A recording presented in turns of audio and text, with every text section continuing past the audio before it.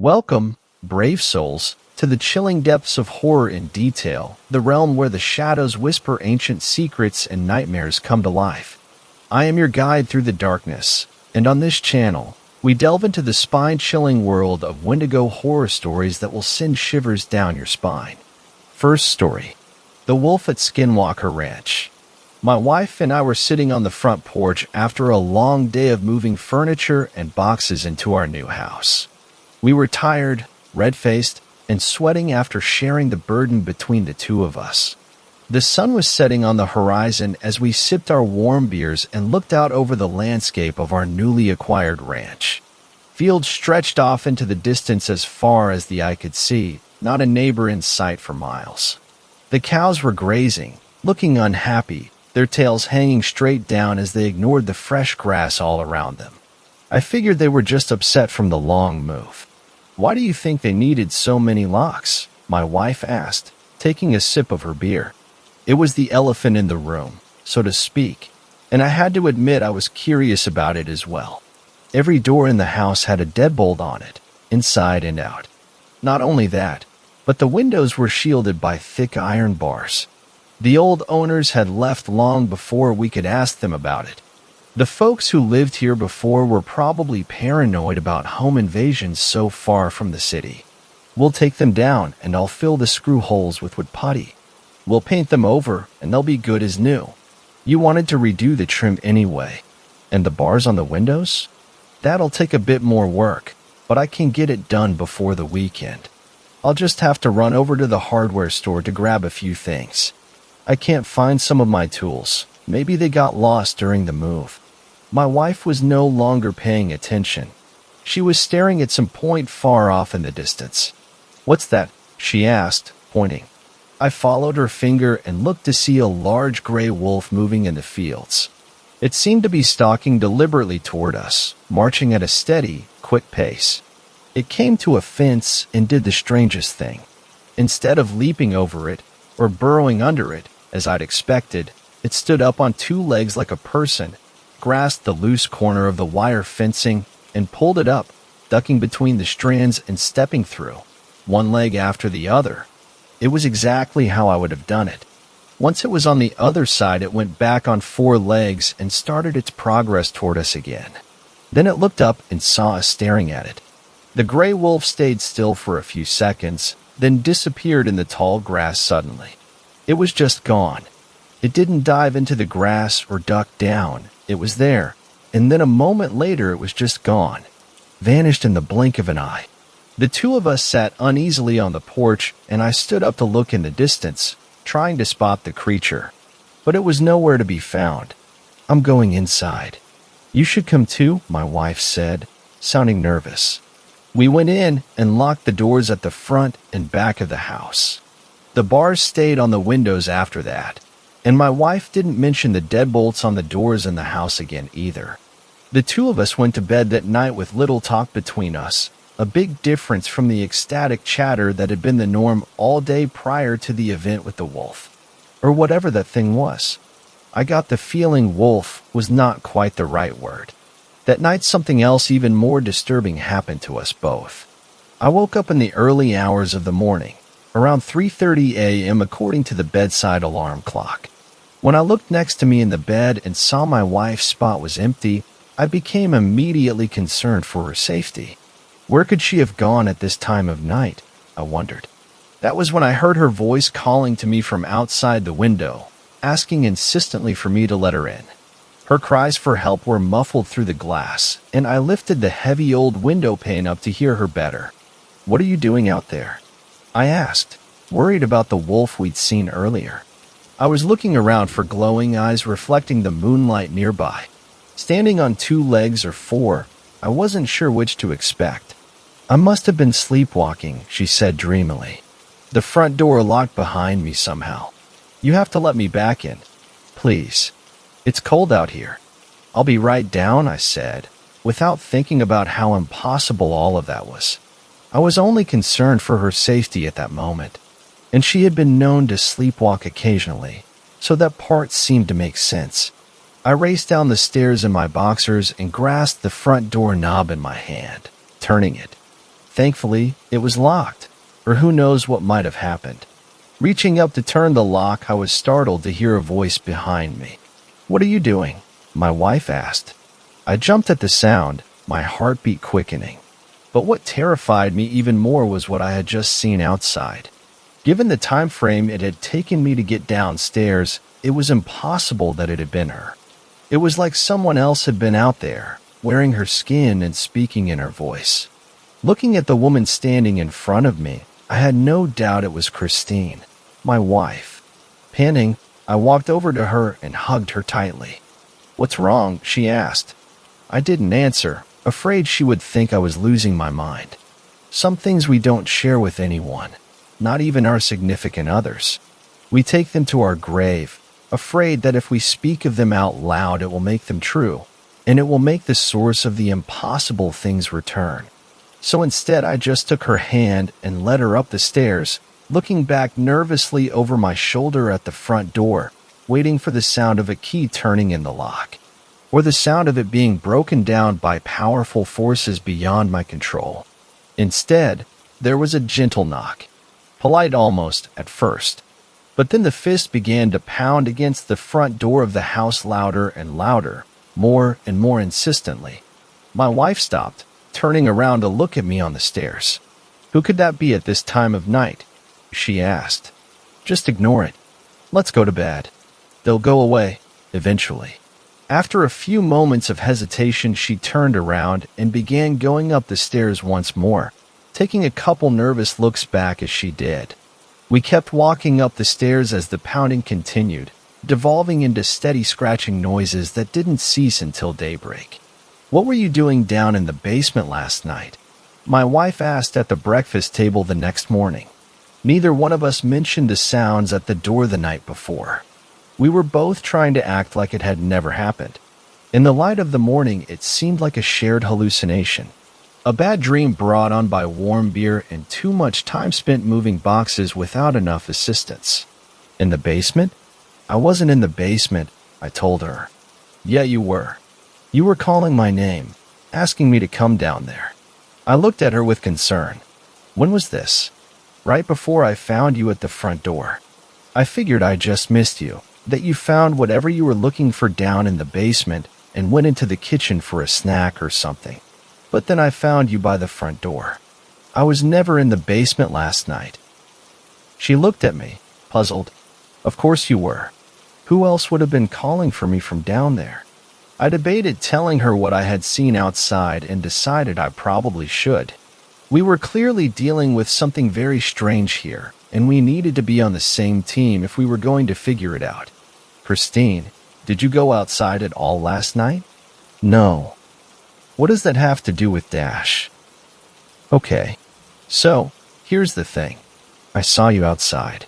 At the same time when you were going down to the basement, you were calling to me from out front, saying you had been sleepwalking and you were locked out. That's why I was at the door. I never went down to the basement, and I don't think that was really you outside, either. I think there's something else causing all this to happen." "What the hell could cause that to happen?" I opened my mouth to answer when there was a polite rapping at the door. The two of us sat dead silent for a few moments, unsure what to do. The knocking came again, and I heard a man's voice, muffled through the door, saying, "There's a car here. Maybe they're out in the fields. Should we just leave it on the doorstep?" A woman's voice asked. "I don't like being here any more than you do, but that seems a bit rude. Maybe we should come back." Christine and I both stood up, sensing that this was not the same entity from the night before. I don't know how I could tell, but I just could. This wasn't an evil presence, it was just some neighbors coming by to welcome us. And they sounded like they might know something more than we did about the ranch and its mysteries. I opened the front door and saw a man and woman with their backs turned, walking away from us. They spun around when they heard the sound of us opening up. "Oh, hi there. We're the Turnbulls. We live down the road. Technically next door, as if there is such a thing out here. But we do share an easement with you to access the river. Jack takes the cattle down that way sometimes for a change of scenery." The man put his arm around his wife's shoulder and whispered something in her ear. She abruptly stopped talking, realizing that she was rambling on nervously. Sharon, I'm sure they don't want to get into all that. We just wanted to stop by and welcome you to the neighborhood, so to speak. It's nice to have another couple living next door again. This place has been empty for so long. My wife and I looked at each other with surprise. As far as we knew, the place had been occupied right up until our arrival. It hadn't shown signs of disrepair or neglect, so we'd had no reason to think otherwise. Really? No wonder the place was such a bargain. How long was it empty for? The man and woman shared a look. Oh, not that long. A few years. Anyways, we just wanted to bring this casserole. We have a few errands to run, but it was great meeting you both. Come on by our place anytime. We're number 56981. The next driveway on your side. Up that way, the man said, hooking his thumb eastward. I had never seen anyone introduce themselves and run so quickly. I tried not to take it personally.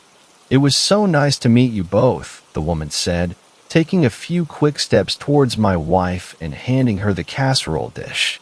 You can keep that dish, by the way. It's Pyrex. Great for casseroles. She backed up to join her husband, looking around the property nervously as she did. Hey, can I ask you something? The two of them looked ready to run back to their car, but they stopped and nodded, shifting on their feet anxiously and waiting for me to speak. Have you ever seen anything? How should I put this? There's been a couple weird occurrences since we moved in, and I was just wondering if you could tell us anything? Is this place haunted? Is that why it was so cheap? I can tell you guys are nervous. Just give us something to work with. Please. We're getting a little freaked out. The woman looked pleadingly at her husband. He nodded to her, and she went back to the car and got in the passenger seat where she sat darting her eyes around from side to side. What exactly did you see? The man asked. Wait, no. Don't tell me. It's better if we don't speak of them. They know when you talk about them. It's better if we don't.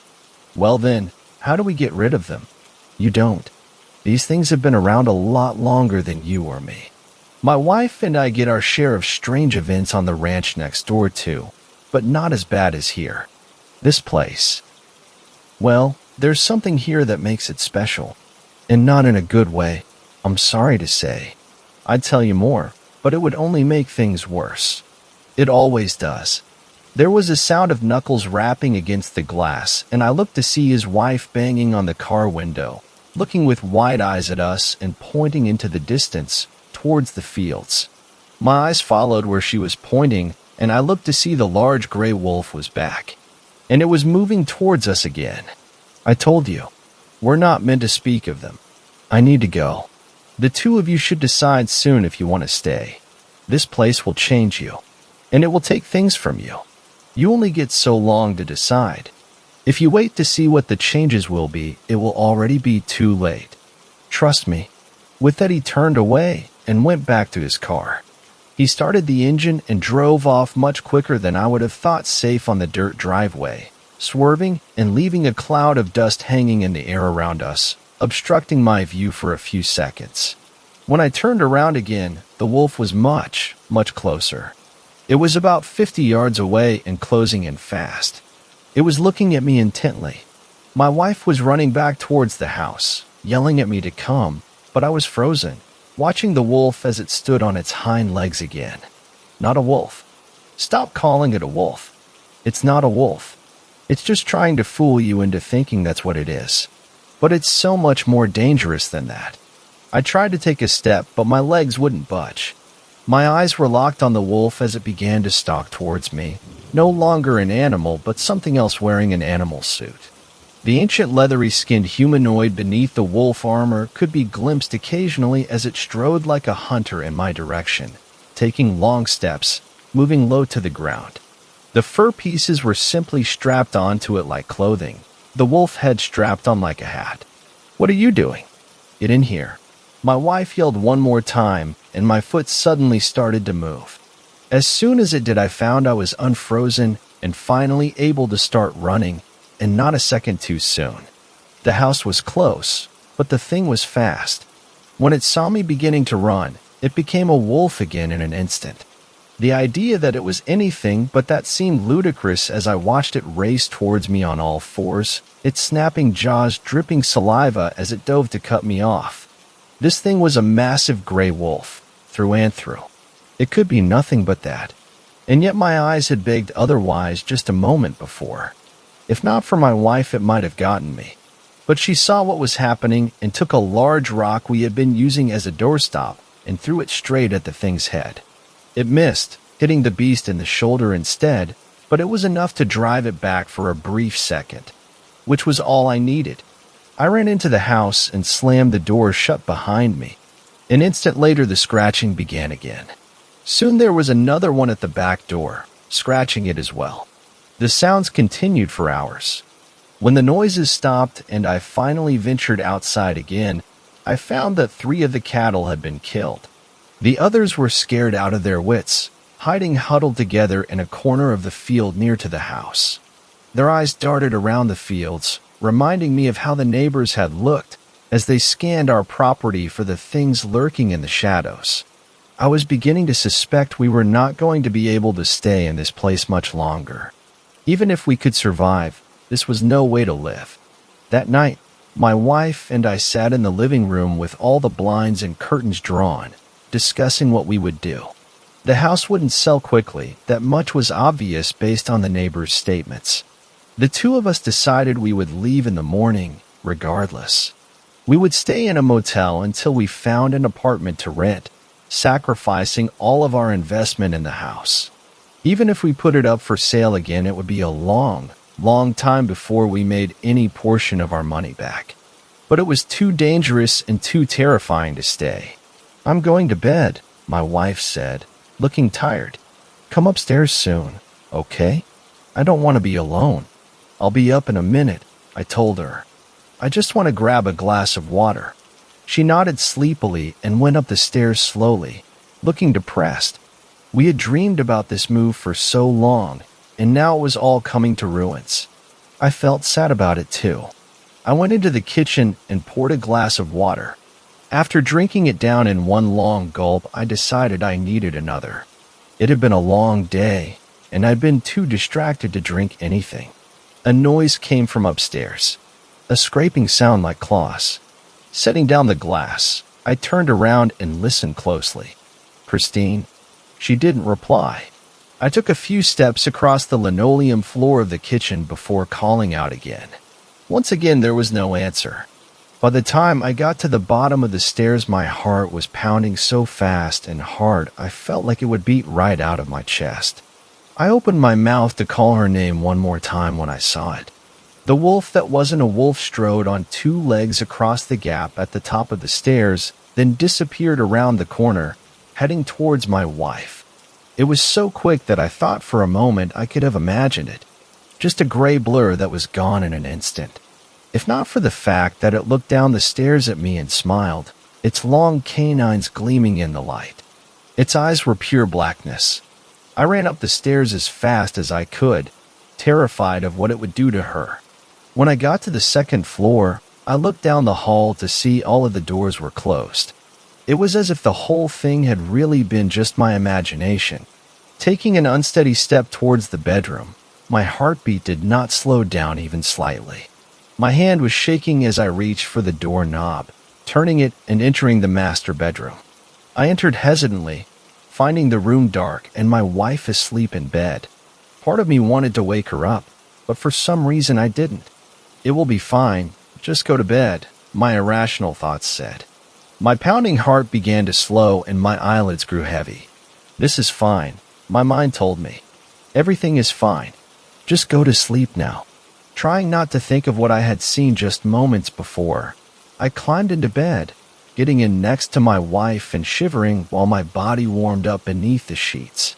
There was a soft sound of padding footsteps outside the bedroom door. Scratch, scratch, scratch.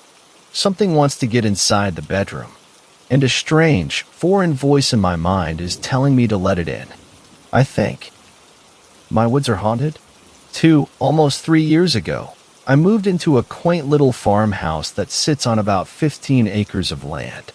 The house was built in the early 80s and is quite active for spirits, leading me to believe it is some form of portal between the mortal realm and the dead. Most of this property is wooded, and it is quite beautiful. However, in the woods, a little bit off the trail used for hunting, there's a building that is a shed or cottage of sorts. This building looks old, older than the house, built maybe a decade prior. There is nothing particularly odd or unsettling about it at first glance, but if I walked between 5 to 10 feet of it, I got dizzy spells and started feeling very faint, even passing out a couple times. For that reason, I would never go in the wooded area alone, out of fear I might pass out and nobody find me. One night about 8 months ago, I was in the wooded area with a friend, and I saw somebody circling the building. I looked to my friend and pointed to the person, asking them who it was. My friend looked at me puzzled and told me that there was nobody there.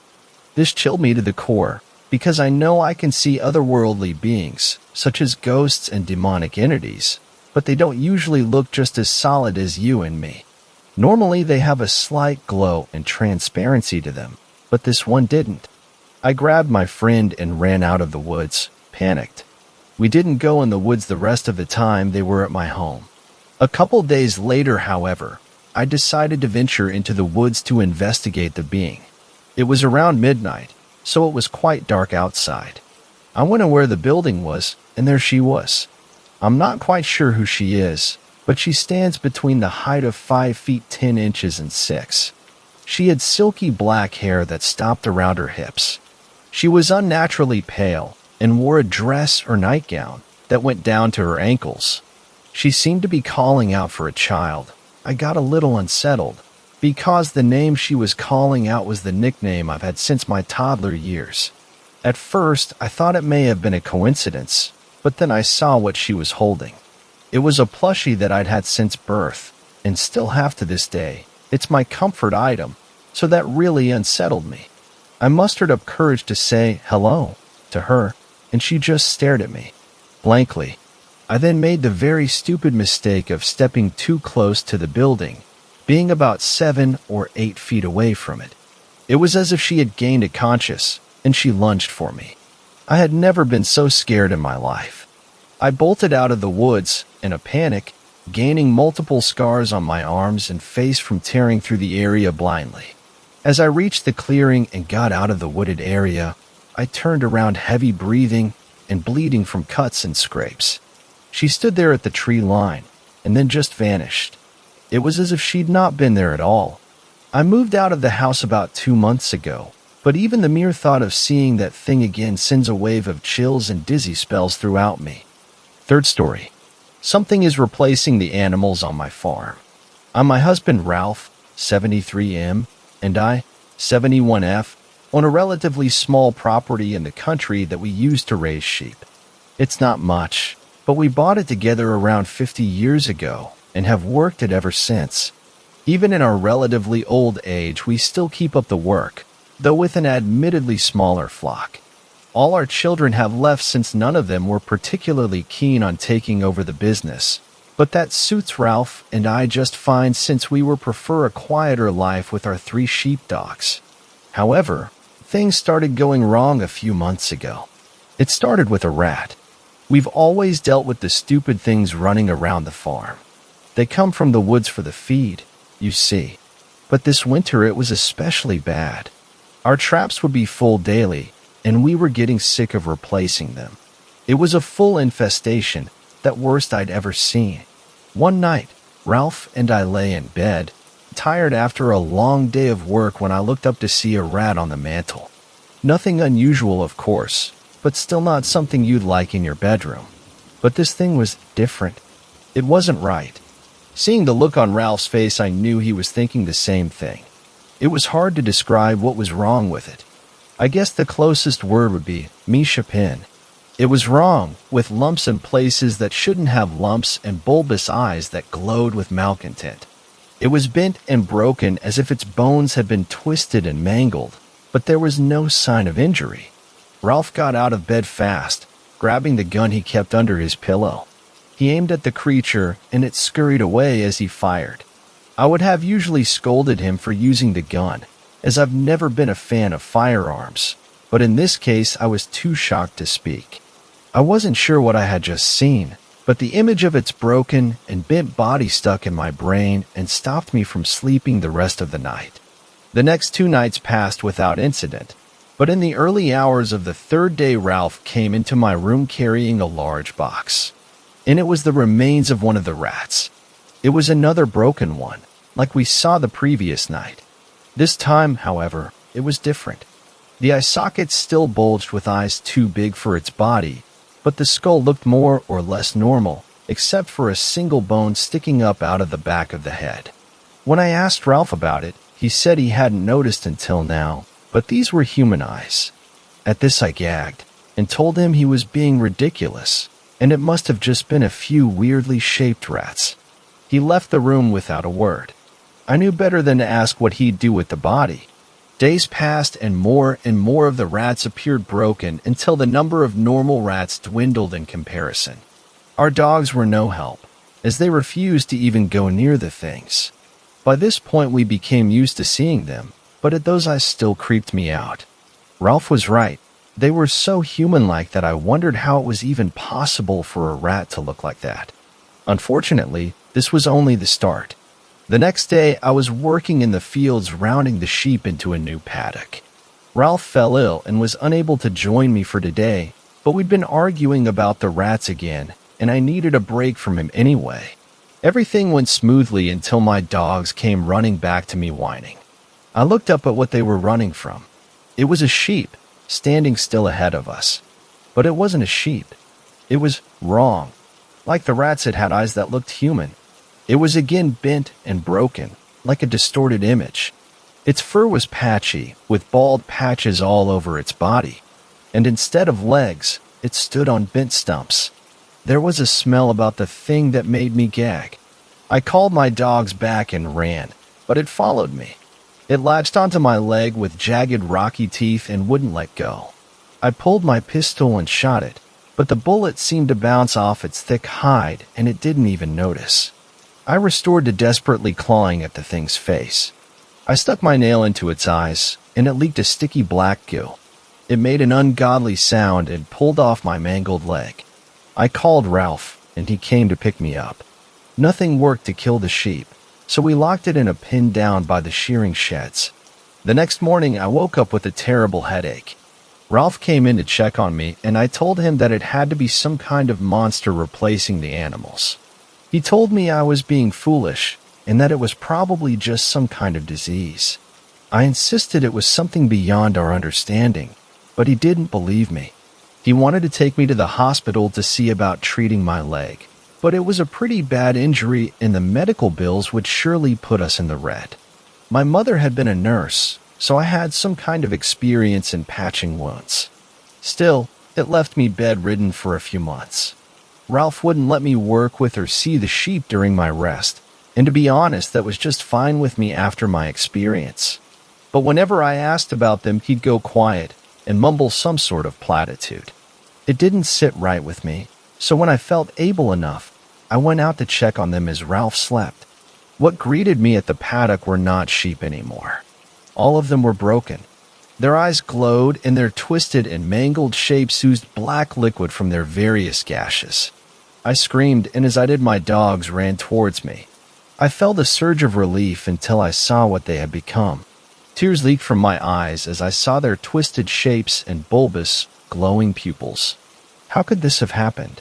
I raced back to the house in tears, ignoring the pain of wounds reopening on my legs. I took the gun from under the pillow and rushed to the paddock after waking Ralph. As I left the house, my dogs came up to me. They whimpered and barked as they approached. I raised the gun to shoot them, but I couldn't bring myself to. Just looking at them was too painful. I backed away and slammed the door shut behind me, locking myself inside. The gun was heavy in my hand. I had to do it. It was all his fault. If he hadn't have hidden this from me, none of this would have happened. I turned and walked towards the bedroom. 4th story. The Skinwalker's house. I want to share this story because someone might find it useful, but I share this information urging you to be extremely careful, and I beg you to never use it unless you find that you must. During my freshman year of college, I lost control, mostly due to freedom from my parents and a group of friends who were more interested in a good party than a good grade. I spent more time sleeping and drinking than I did in class or studying. But all of that changed when I woke up in the hospital bruised and covered in cuts. I was told I had been in a car accident the night before. I and two others were driving home from a party when the car crossed into the center divider, rolling several times and tossing all of us from the car. Miraculously, I escaped the crash with some scrapes and bruises, but mostly unharmed. The other guy in the car, Michael, broke his arm and got a bad concussion. However, the third occupant, a girl named Sam, was tossed in front of the rolling car and crushed underneath it.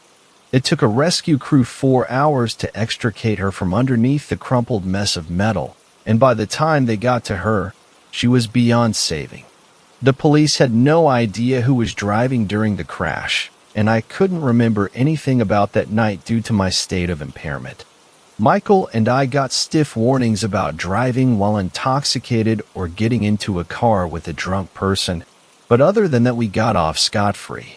My friends all said that Sam had been driving and that I was so fucked up I couldn't even walk, let alone drive a car. Despite their reassurances, I was haunted by guilt and uncertainty. Had I been driving when we wrecked? Why did I survive? Was I responsible for her death? Every night I had nightmares of Sam calling for me from underneath her twisted metallic grave. I stopped leaving my dorm, stopped answering my phone, consumed by guilt and uncertainty. After a month of moping around my dorm, a friend of mine named Mark reached out. We talked for hours about my uncertainty and how I would never get answers. In response, he told me about the legend of the Skinwalker's house, a ramshackle green shack right off of Highway 380. Here a person could meet with the ancient beings and make deals and bargain, including asking questions that otherwise could not be answered. At first, I was incredulous. I thought Mark was fucking with me, trying to play a sick prank. But I was desperate to know, so I talked to some friends who had grown up on a nearby reservation.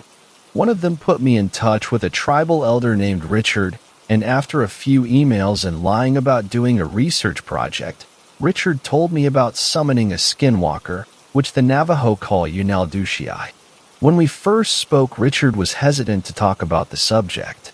But after repeated calls and a face-to-face meeting, Richard explained the ritual to summon a skinwalker. As we finished our conversation, Richard warned me that when one makes a bargain with a witch, the witch always takes something in return. I will give you the same warning that Richard gave me. Unaldushii is not to be summoned or questioned on a whim. Please do not summon a skinwalker unless you are ready to accept the consequences of your actions. If you decide to disregard my warning, you will need the pelt of a coyote, for animal fat candles, a rosary that has been blessed by a priest, a liter of animal blood, and a crow's feather. Skinwalkers are most active right after sundown when there is a storm coming in from the southeast. The house where you can meet them is between mile marker 13 and 14.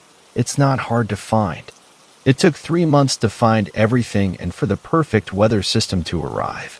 Mark and I drove together to the house around 5, just as the sun began to sink underneath the Magdalenas. Shadows oozed from the dilapidated house, its putrid green paint peeling off of the bleached bones of wood. The house had no windows or doors remaining, and I could smell the mildew and rot from the road.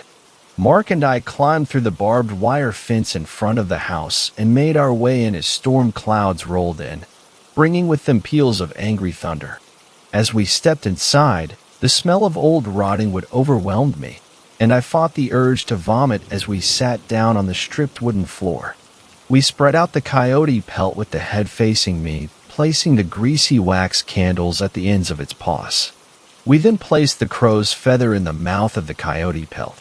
After setting up the pelt and lighting the candles, Mark left the house and parked the car at a turn-off a mile up the road. When I was sure he was gone, I took the rosary in my hands and pulled hard, scattering the beads across the floor and pelt. I sat down at the head and took the goat's blood I had procured from a butcher and dumped it across the pelt, spattering myself and the ground in dark maroon splatters. The storm continued its steady progression across the desert, and the roar of thunder rumbled in my chest. I closed my eyes and focused on the sound of the storm willing the creature towards me. I was lost deep in my focus when I heard it. A wolf's howl mixed with the screams of a woman, a horrible cacophony of animal and man swirling together. I opened my eyes to see the house wreathed in fog, the supernatural mist surrounding the house but not permeating the structure itself. I heard a deep guttural chant coming from behind me as the creature approached the dilapidated wooden structure. Then came the footsteps. Heavy padding steps crunched against the gravel behind me, quickly followed by the creak of wood as it stepped into the house. Its hot breath stung at the back of my neck as it sniffed me before circling in front of me. It had taken the form of a huge gray wolf, far bigger than even myself. The legs were too long and spindly, the hide patchy and balding, and its ears were short and tattered. The Skinwalker sat across the pelt from me and stared at me, staring at me like I was a rabbit about to be devoured.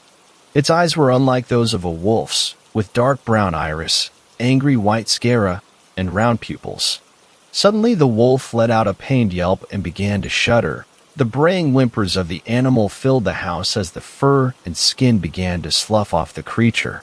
The flesh sizzled and popped like frying meat as the body began to disintegrate, quickly followed by the opening of the chest cavity as a woman crawled out of the quickly decomposing wolf carcass. She had Native American features with skin so wrinkled and scarred I couldn't even guess her age. Hair hung in black stringy strands, and worst of all, her lips were stretched and mangled so that her mouth could never close fully. She wore a patchwork of skins and pelts and a pair of antlers atop her head. Even sitting, she was nearly a head taller than me. She locked eyes with me, inhuman horizontal slits like a goat's peering out from behind the mess of hair that hung around her face. Her voice croaked in her throat, and a harsh guttural dialect spewed forth from her lips. My heart sank. How could I have been so stupid? Why would an ancient Navajo witch speak English?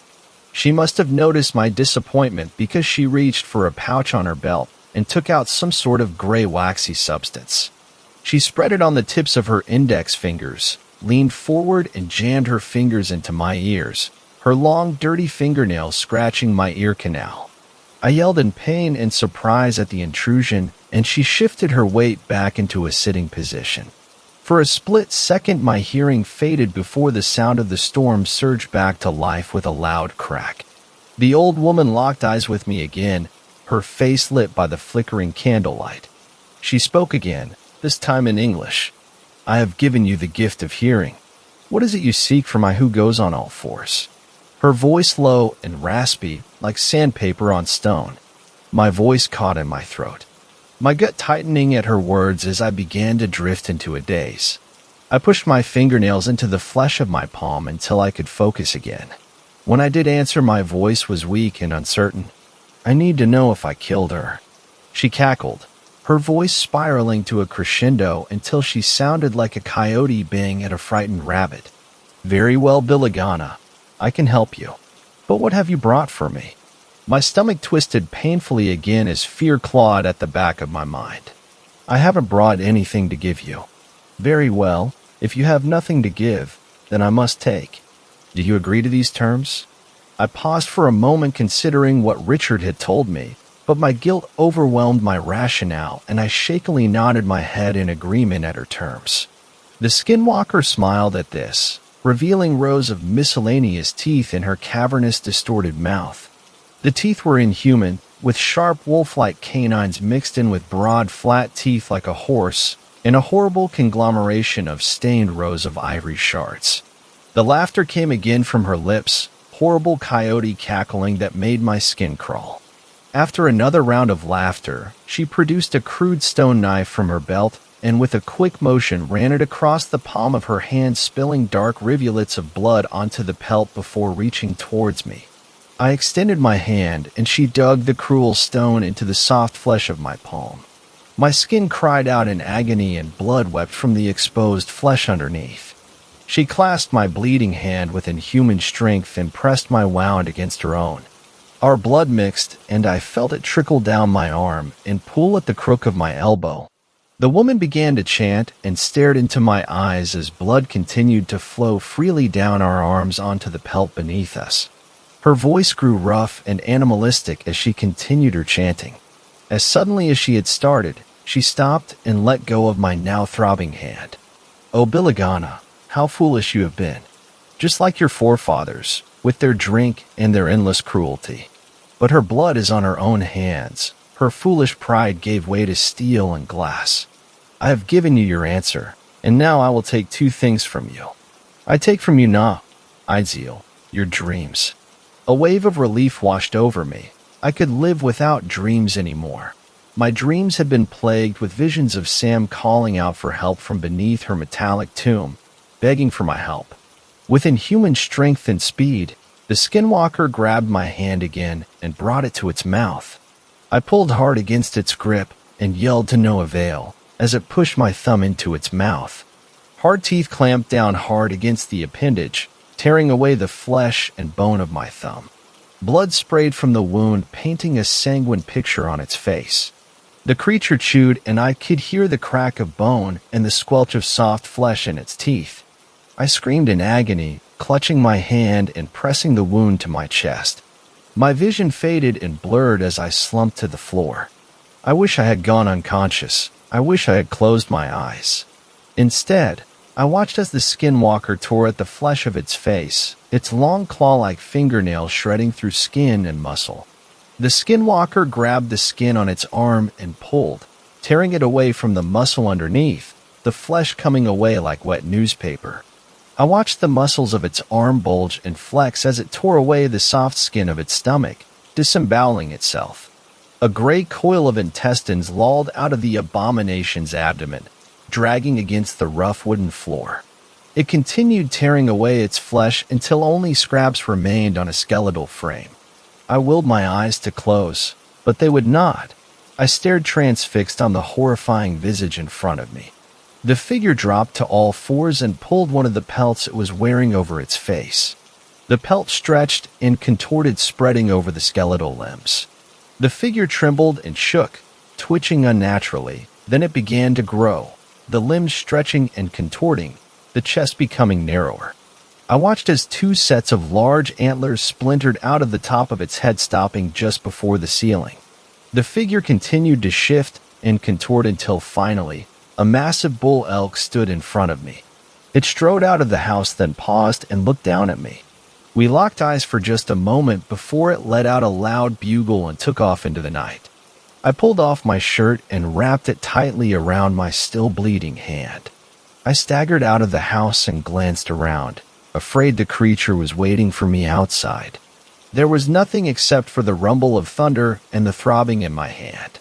I walked the mile to where Mark had parked the car, all the time pleading with my body to not bleed out. Mark paled when he saw me and rushed me to the hospital. I told the staff at the hospital that I had been messing with old farm equipment, a story they bought easily enough. In spite of everything that happened, I felt relieved with the knowledge that I hadn't killed Sam. The Skinwalker kept its word. It did take my dreams, because now I dream not about Sam, but instead about the Skinwalker. I dream of the Skinwalker changing and shifting. I watch time and time again as it tears apart animals for its dinner. The worst is when it attacks people, as I am forced to watch as it stalks hikers and campers. I watch as it disembowels them, mounts their bodies onto tree limbs or skins them alive. I don't go into the woods anymore, for fear that I may see that thing again. But now and then as I drift off to sleep, I hear the sound of an elk bugle followed by peals of coyote cackling. Fifth story. The Antler Man of Jacob Lake. My parents love going to the lake. They love the calm and quiet, the gentle rocking of their small inflatable boat, the taste of freshly grilled fish they caught earlier in the day. I think it's completely boring. Fishing is, probably the dullest thing I've ever had the displeasure to be a part of. From the time I could read until I was old enough to stay at home alone on long weekends, I would bring books and portable video games on our trips to the lake.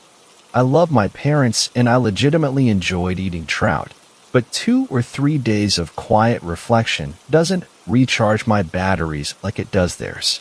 To be fair, I have other reasons for hating the lake. For one, I have much fairer skin than my parents, so I burn easily.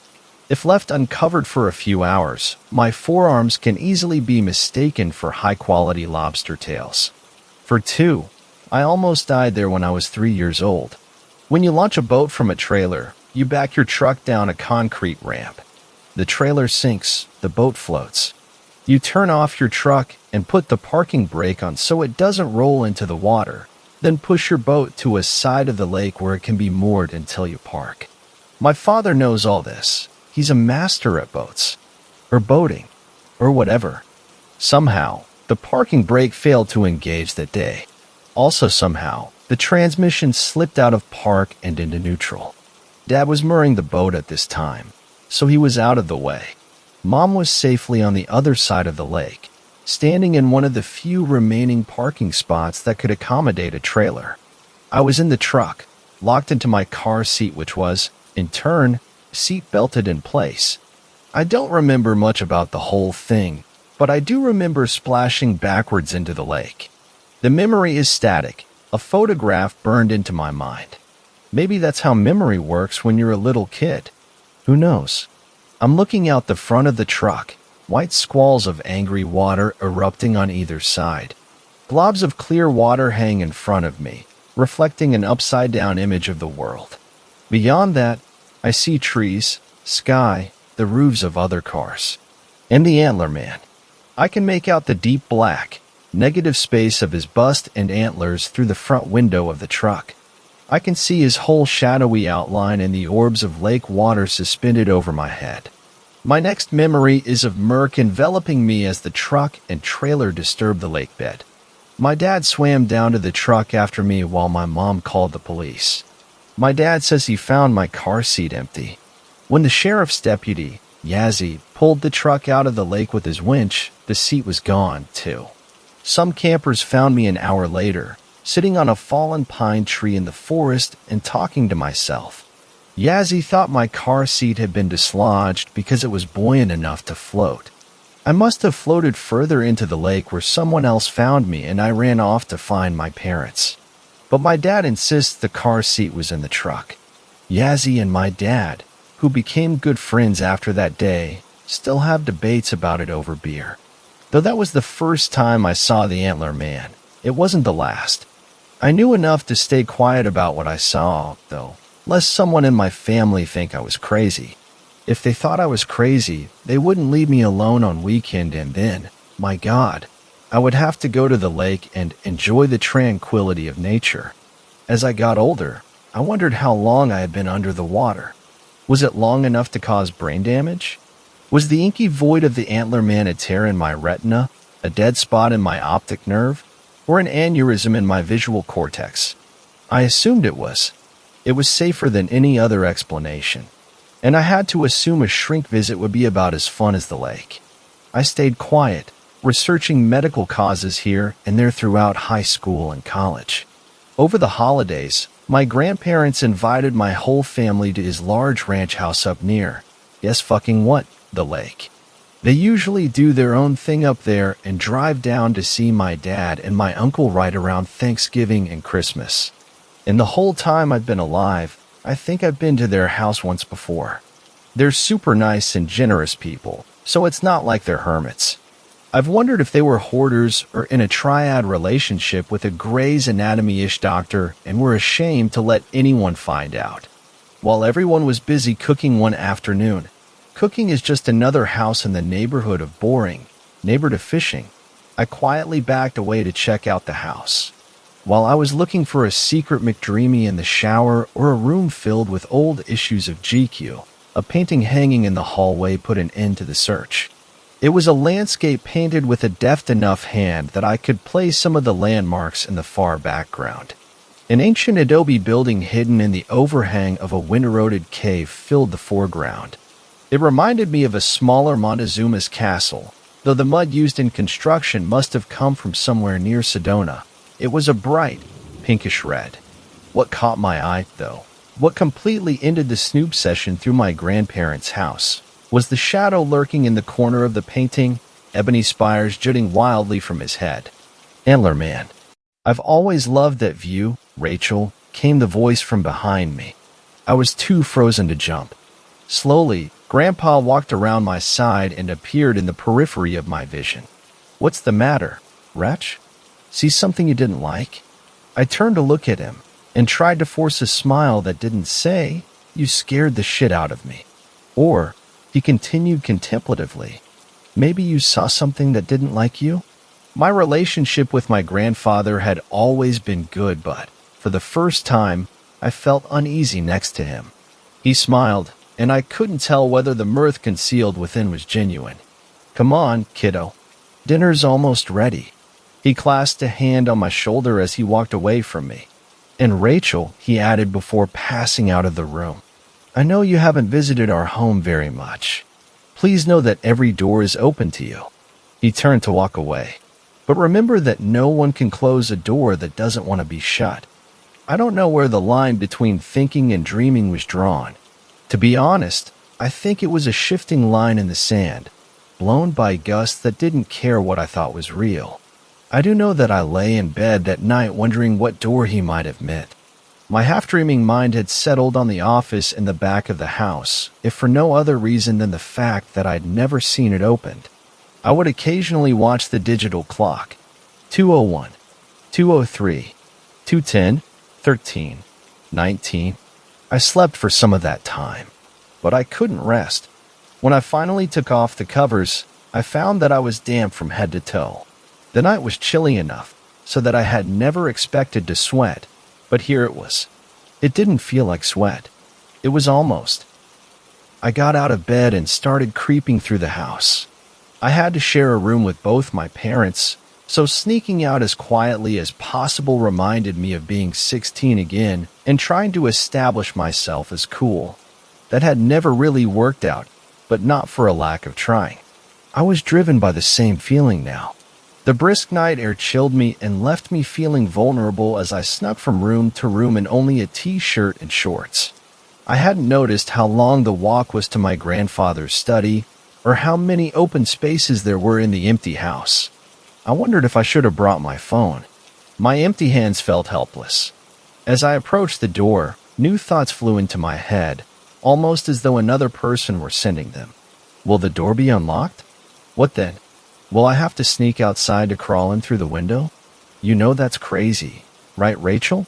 You realize that you're acting insane? I peeked around the corner at the doorframe. It was outlined in a faint, blue light. I reached out to grab the doorknob, but found that it was already open a crack. I pushed it forward. It creaked. The room was a collection of the weirdest shit you can imagine, most completely obscured by darkness. The light was very weak. I had no idea of its source. One shelf was filled with an unholy collection of things that shouldn't have been floating in formaldehyde. The chainsaw dangling from the ceiling was unnecessary. Why was there an IV bag on a metal stand? Surely forks should not be moving of their own accord. How much of this was real? The only thing I knew for certain did exist stood in the middle of the room. The rest may have been dreams or memories, but the solitary object sitting on the otherwise empty desk was waiting to be held. It was a 10-point deer skull, picked clean and shining in the weak blue light, and I knew that it had been placed there just for me. The skull was waiting for me to try it on. I stared at the skull for a moment longer, before stepping towards it with hesitant, jerking movements. It wasn't the first time I'd seen a deer skull, but it was the first time I'd been near one that seemed to emanate something. Some kind of animalistic, vibrating power. The closer I got, the stronger the feeling became. My skin tingled as my fingers neared the bony idol and my movements became more confident. This was what I was supposed to do. The skull was going to show me something, I was sure. But, other than a slight static shock, nothing extraordinary happened once I brought the skull down over my own face. Even the blue light seemed to dim a little. I took the skull off and looked at it in disappointment. I jumped about a foot in the air. and almost dropped the skull as a creak came from upstairs. The sounds from the outside world, the normal world, cured me of the skull's trance. I shook my head, trying to free myself of the hazy feeling that had overcome me. Nothing weird was happening. It was just a skull, just a remnant of what used to be whole and alive and pulsing. The upstairs floorboards groaned once again with footsteps. Flushed with embarrassment, I put the skull back down and quietly hurried back upstairs. Sleep came, though it wasn't restful. I dreamed about that day so many years ago, when the truck went into the lake with me inside. The fading light, the familiar murky darkness, the sudden and unnatural silence of the water, and yet, my dream self was completely unperturbed. I even continued to play with my ragged night-night blanket as the truck drifted towards the lake bed. The only sound now was the quiet dripping of water and the creaking of the boat's trailer as it settled into its new home. Movement caught my attention outside the window. The antler man was there, striding across the lake bed swiftly, as if there was no water at all slowing his progress. Puffs of silt trailed behind him. He reached out and touched the window. Automatically, my dream self lifted their pudgy toddler's hand to do the same. The creaking of the car and trailer seemed to grow louder. The glass shattered and the antler man took my hand in his. Blue light burst from his skull, illuminating the darkness around us with its unexpected radiance. The only time in the entire dream when I felt fear was then, when the grating sound of the car and trailer rose to a monstrous concerto. When the light ousted the shadows and revealed the lake bed to be full of bones. I was woken from my dream abruptly by the sound of footsteps and voices. Blinking away my sleep, I recognized the voices as my grandparents. Curiosity won out. Wrapping myself in my blanket, I ventured into the dark house once again. By the time I made it to my grandparents' room and pressed my ear against the door, their conversation had become intense. Not expected to be ready for another year or so, my grandfather protested. "She's ready now." I felt it. He's made the pathway. My grandmother's voice sounded strangely sedate and lilting, like she was dreaming. Or drugged. That isn't possible. All things are possible. I heard a thump. "Please, Alma. Please. I'm not ready for you to go yet," Grandpa pleaded. There was a pause, and my grandmother said warmly, "I would be lying if I said I wanted it to happen this way, Bill. But you know it has to be done." The fight gone from his voice, my grandfather said in resignation, "I'll go wake her up." Then, my veins flooded with electricity and ice when my grandmother replied, "No need. She's outside the door already." There was another pause. "Goodbye, my love." There was the screech of a chair being pulled, followed by a snap. My grandfather let out a soft, choked cry. I couldn't hold back anymore, and threw the door open. Grandma was hanging from a decoratively exposed truss beam, swaying listlessly. Grandpa was sitting on the bed, his face in his hands. He didn't look up, and for just a few moments, blue light glowed from my grandmother's motionless palms. I started to scream, but before the air could even leave my lips, I felt old, calloused hands covering my mouth. I struggled to get free from his grasps, but failed to even budge his hands. The only move he made was to put his wrinkled pointer finger to his lips. In a hurried whisper he said, "Hush, wretch.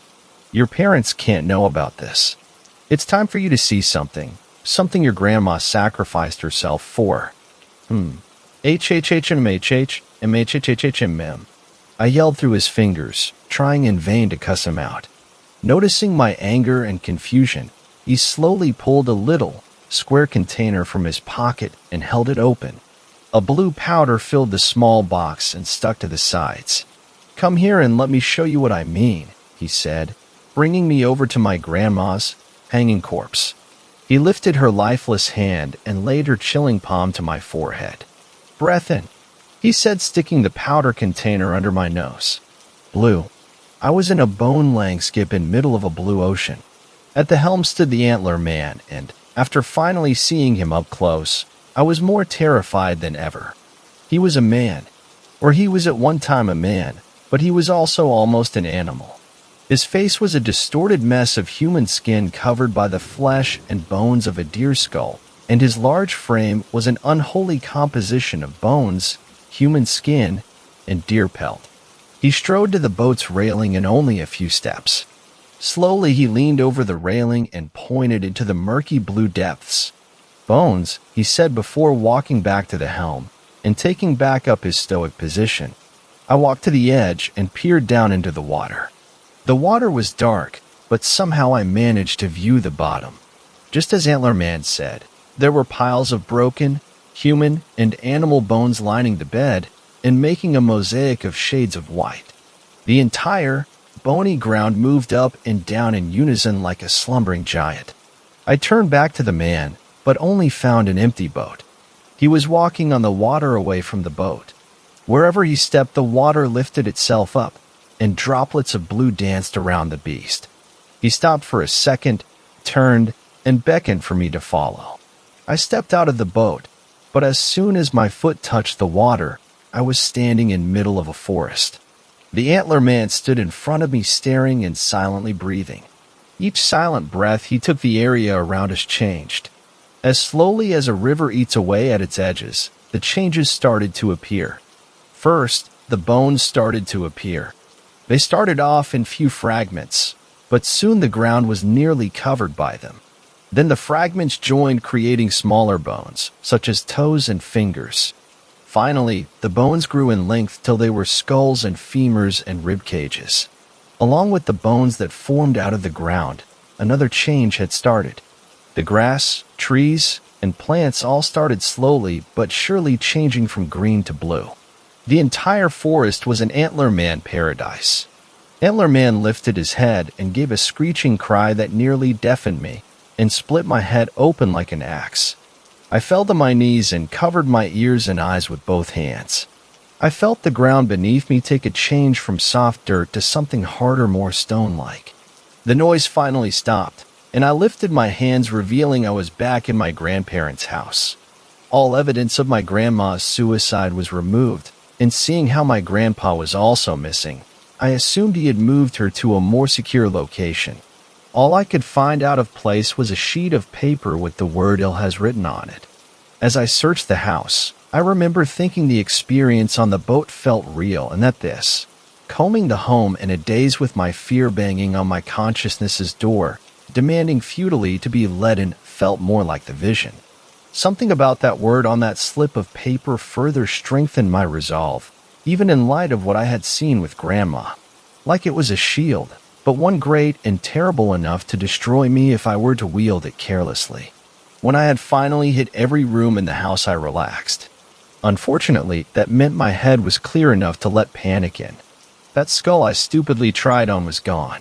My grandmother had killed herself or something. My grandpa didn't even try to stop her. And my parents. The whole thing happened under their noses. Where are they? Are they okay? I had to find them. I passed a window as I headed for the front door and took note of the brilliant colors creeping into the hallway sunrise. At least I knew where they would be. I headed to the lake against my better judgment. A dark stray thought wriggled through a crack in my turmoil as I jogged in the direction of the water. Remember when I thought this place was boring? I physically wiped the smirk from my face as I crested the small hill and saw Mom and Dad. Perfectly all right. Each balanced on one side of the inflatable raft which itself sat on the placid lake. Almost like a painting. Part of me thought that was sweet, a reminder of the good and safe and comforting in this world. But another part icily reminded me I wasn't on the best terms with paintings just then. Okay, Ratch, I told myself. This is a traumatic place for you. Just be chill when you broach the subject. Maybe there's a good explanation for all of this. That felt as stupid a thing to think then as it does now. I jammed my hands into the pockets of my jeans and felt that piece of paper again. Alas, as I neared the water's edge, I drew my arms out again and waved. Mom and Dad didn't see me, engrossed as they were in the exciting sport of sitting there waiting for an animal to do something. I opened my mouth to call to them, but the sound died in my throat when I saw the dull blue glow the bottom of the lake was casting up toward my parents' little boat. The sun continued its ascent, and as its rays touched the water, it was like the lake's own blue light fought and overpowered them. Even so, the sun managed one victory over the lake. I could suddenly see straight through to the bottom. I didn't want to, but I cast my eyes down into its depths. I imagined I felt the weight of that deer's skull again. Bones, of course, and strange shifting shadows, and ancient-looking symbols carved in wood and dull ivory. They beckoned, swaying. Without thinking, because there's no fucking way I would have done this if I had, I dove in. Being under that water again scared the shit out of me. The cold and eeriness of the whole thing actually puckered me up pretty well, but that's the saying. I swam down as fast as I could, the chill working its way into my muscles, freezing them up like an athlete gone to seed. The shimmering blue light was emanating from a single source, something buried under a thin layer of lakebed grime, and what seemed to be rib cage with ancient matter fur still attached. Though I was underwater and struggling for air, I couldn't stop myself from making a gag face as I brushed away the detritus. The empty sockets of the deer skull from my grandparents' house stared back at me. I hadn't noticed the marking before, but in the center of the forehead, the chakra, third eye, semi-charmed life spot, was a poorly carved Y, the stem of which sprouted above to make it three-pronged. The word "ill" has filled my mind. I noticed the carving now because it shimmered with blue energy like an empty road on a hot day. The light still filtered up through the lake toward my parents' boat, their fishing bobbers dancing lazily on the surface. I had to get it out of there.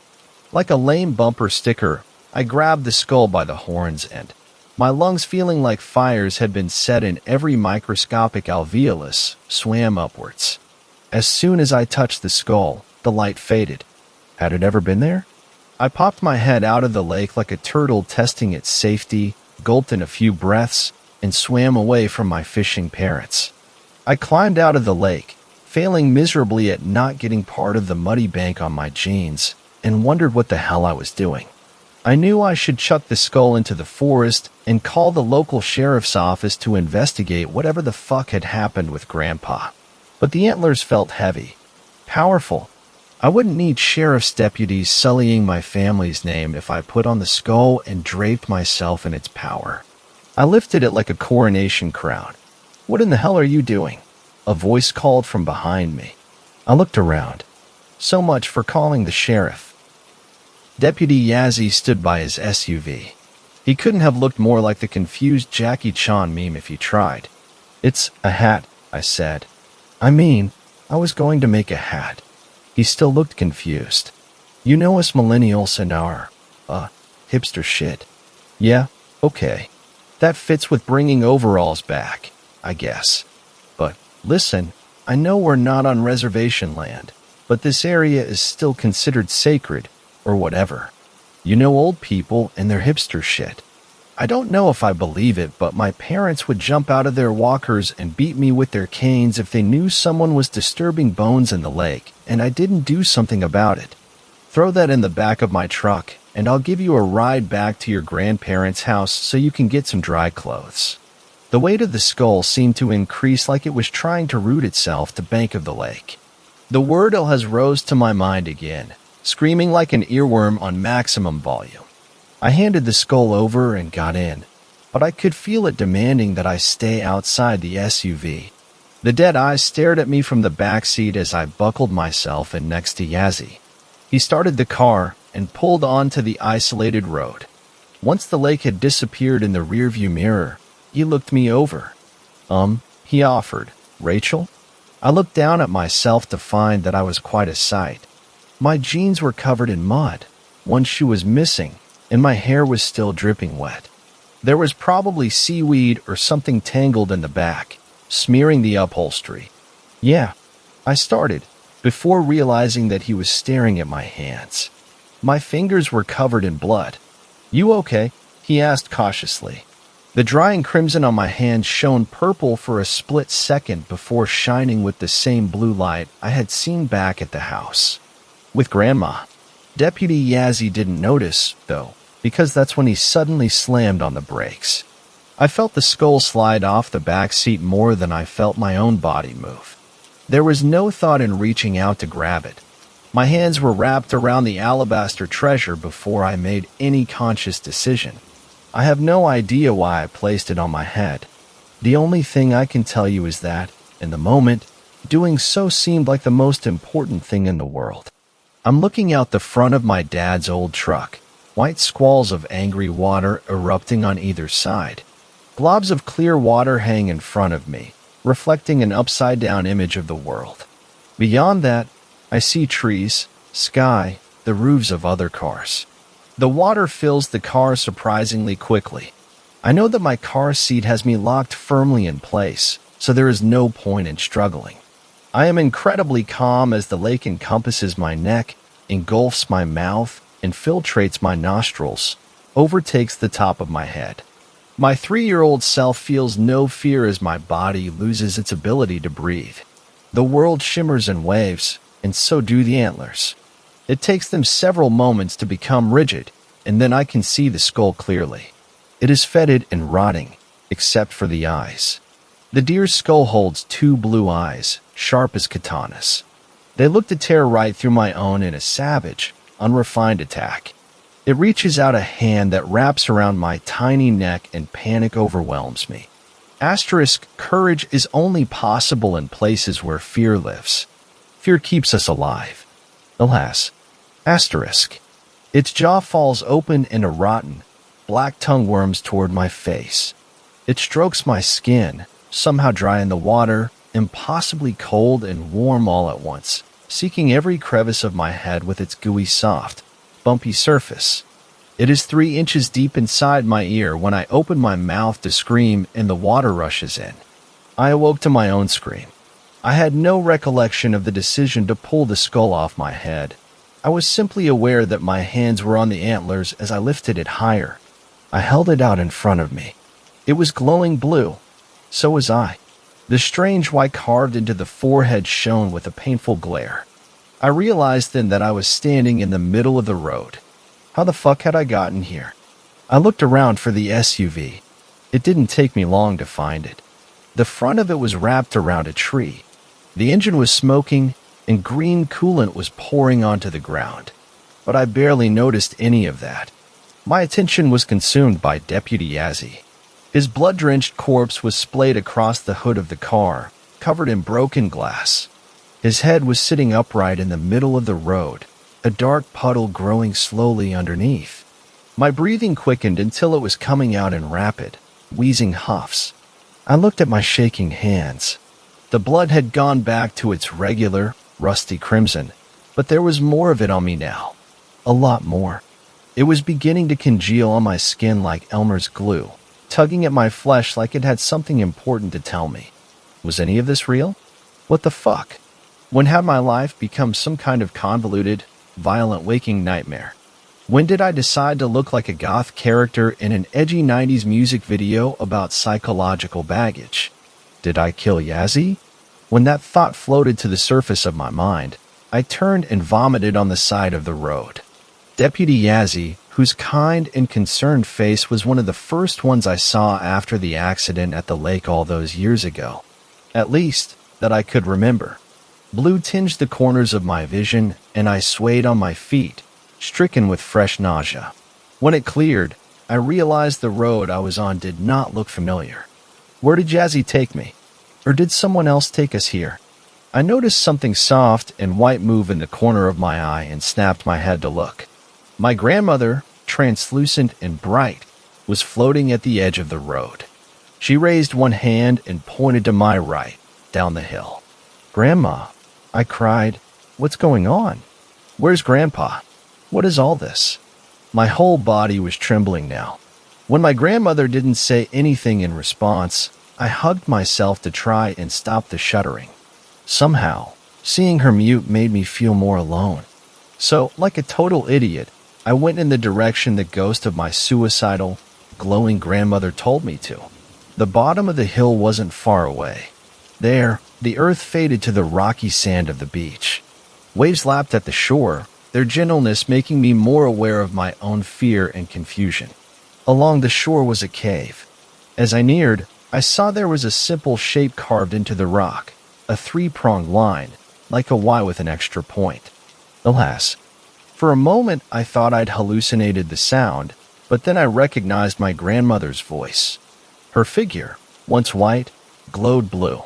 The wind picked up, louder and louder, until my grandmother's words were the only thing louder than its rushing whistle.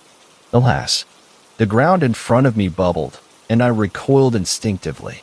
White bone began to show underneath the dark, coarse sand. Points. The points turned into antlers. In a few seconds, a familiar, sun-bleached skull rested in front of me. Alas, when I looked up, my grandmother was gone, replaced by the sound of footsteps crunching through sand. Something was coming out of the cave. Without knowing why, I grabbed the skull. It was too late for me to run or hide, but the skull comforted me for some reason. In my gut, I felt it would protect me. The figure, glowing slightly like dead grandma, approached the mouth of the cave. I was stricken with dizziness once I recognized who it was. Yazzie. It started as a whisper but ended as a shout. The deputy's face seemed more lined and heavy than usual, and he surveyed me with an expression of mixed sorrow and resignation. Like my grandmother, he raised an arm and pointed. He wanted me to go inside the cave. The skull vibrated in my hands. The only thing I saw was the cave walls on three sides and a few stalactites hanging from the roof. The ground in the cave was the same as outside, a nice combination of sand and broken shells. Suddenly, the ghost of Yazzie brushed past me and started glowing again. Instead of the normal blue that shone from Antler Man and the deer skull, he glowed a bright shade of red. He touched the back of the cave, which began to burn with a bright light matching his own before sliding open to reveal a deep passage. He formed a large, red tomahawk out of thin air and presented it to me. I had seen the same one once before when I was younger. Surprisingly, it had been at my other grandparents' house. They were both Navajo, and both disliked my mother. Something about bad blood, or how she stole their son, blah, blah, blah. We used to go see them every year, but my mother stopped that tradition when I was about 7 in order to stop their constant bickering and complaining about her. Even though I hadn't seen either grandparent in a while, I still remember what they told me about the tomahawk. I mean, first, it wasn't a tomahawk. There was a different Navajo word for it, but they let it slide when I started saying tomahawk instead of axe. Like Yazzie said, old people and their hipster shit. Anyhow, my Navajo grandparents said it was a family heirloom that had originally been owned by a Hatalii, which is essentially a medicine man if you wanted to get racist about it. He was respected for his leadership in blessing way and enemy way ceremonies to keep the peace and protect his small community. He had a dream about a thunderbird one night after a protection ceremony, an event that signifies a person's need to become a war chief, and constructed the tomahawk. His enemy, however, was not another band of Navajo, a different tribe, or encroaching Europeans. He held off a Skinwalker incursion, sacrificing himself for the safety of his community. Or, whatever. I don't remember the whole deal. I reached out and grabbed my ancestor's weapon. As I did, I could feel the pull of the skull telling me not to pick it up. When I held both in either hand, they both glowed brighter. The skull emitting a shimmering blue, the tomahawk a deep red. They began to heat up in my hands like an overtaxed 9-volt battery. I held both and walked into the cavernous room that had been recently unveiled. At once I was hit by the disgustingly sweet and pungently sharp smell of rotten flesh. I looked around trying to find the source. It didn't take long. I was in some kind of burial ground. On every side, small nooks had been carved and skeletons placed. All the corpses were adorned with shells and Navajo symbols. Above each was a Navajo word I couldn't read. Probably it was names for the interred. Drawn on the ground in front of some of the graves was a rounded face with a lightning bolt on the right side. While I always thought it looked like a native David Bowie, it was actually a Navajo folk hero, Monster Slayer. In front of others was a symbol I knew well from childhood, Great Coyote. At the farthest section there stood an empty grave. Instead of a corpse, a strange arrowhead glowed red from the back of the tomb. I stumbled over to the grave and reached in, but the arrowhead was just out of my grasp. I had no choice. I set down the tomahawk and skull, thankful to let my hands cool down, and climbed into the tomb. It was deeper and darker than it appeared, and the only light I could see was the red glow of the arrowhead in the very back. I finally reached the back pressed against the arrowhead. The carved rock wall moved slightly at my touch. Another hidden door, though partially stuck shut from disuse. I reeled back and slammed my shoulder into the door, sending it flying out of its frame.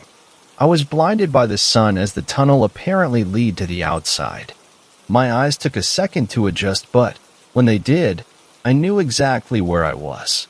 I stood in front of the adobe cliff dwelling from the painting in my grandparents' house. I had no idea what the fuck was happening, so I decided I might as well explore. I wished I had my camera to take some pictures of the sick ruin so I could post to Insta later. Along the wall that held the door through which I had emerged was a detailed petroglyph. I'd never seen anything like it, even though it was just animals fighting. It felt important. Heavy. On one side was a large elk, painted in electric blue. Its face was peeled back, revealing a cleaned, white skull with razor-sharp blue eyes. On the other side, attacking the elk, was a pack of ferocious black coyotes with red stripes in their fur. In the very middle, however, was a large human figure. One half of it was blue, and the other half was red. Underneath the figure was the word Billiganaltsoy, which is a sort of derogatory term for yellow-haired person. I rubbed the wall, feeling the grooves and edges of the petroglyph cuts and thinking about the tomahawk, the skull, and my own blonde hair. As soon as my hands fell on the elk, I heard a noise coming out of the bushes behind me. "There you are," she said. The rock walls had vanished. The door I had come through, gone. I was on the road near where Yazzy's SUV had crashed, but it was nowhere to be found. "Were you talking to yourself?" my mom asked, her bottom half an equally muddy mirror of mine. I was struggling beneath the weight of history, but, for some reason, this extra intrusion didn't shock me. "Hi, Mom," I replied.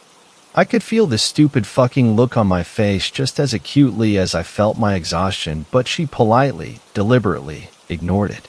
"Was that you back at the lake? Where the hell did you wander off to?" She was cheery.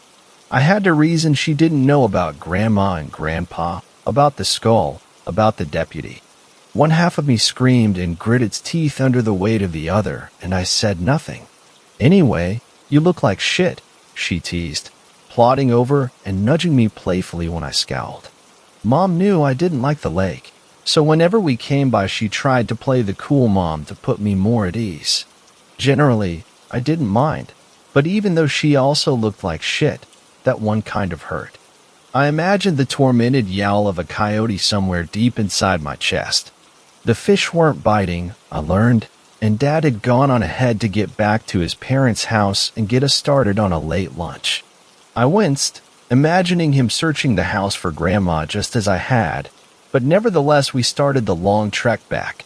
By the time we reached the door, it was unlocked. The sun was beginning to set.